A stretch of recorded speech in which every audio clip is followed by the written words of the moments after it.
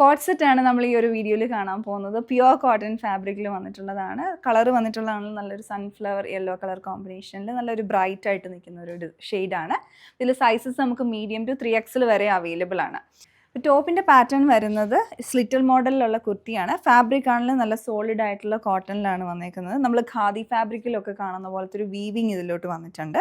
യെല്ലോയും ആ സൺഫ്ലവർ യെല്ലോയുടെയും ഒരു കോമ്പിനേഷൻ ആയിട്ടുള്ള വീവിങ് വരുന്നു.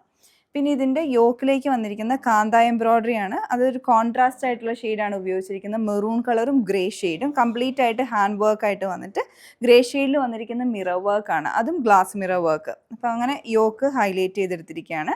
സ്ലീവിൻ്റെ എൻഡിലോട്ട് കലംകാരി ഫാബ്രിക് ആണ് അറ്റാച്ച് ചെയ്തിരിക്കുന്നത്. അതും ഹാൻഡ് കലംകാരി ഫാബ്രിക് ആണ്. അതും ആ ഒരു കോമ്പിനേഷനിലോട്ട് വരും. ഒരു ബ്രിക്ക് റെഡ് മെറൂണിഷ് ഷെയ്ഡിലോട്ട് വന്നു. ഇതാണ് യോക്കിൻ്റെ പാറ്റേൺ വന്നിട്ടുള്ളത്. അടുത്തതിൻ്റെ ബോട്ടം ആണ്.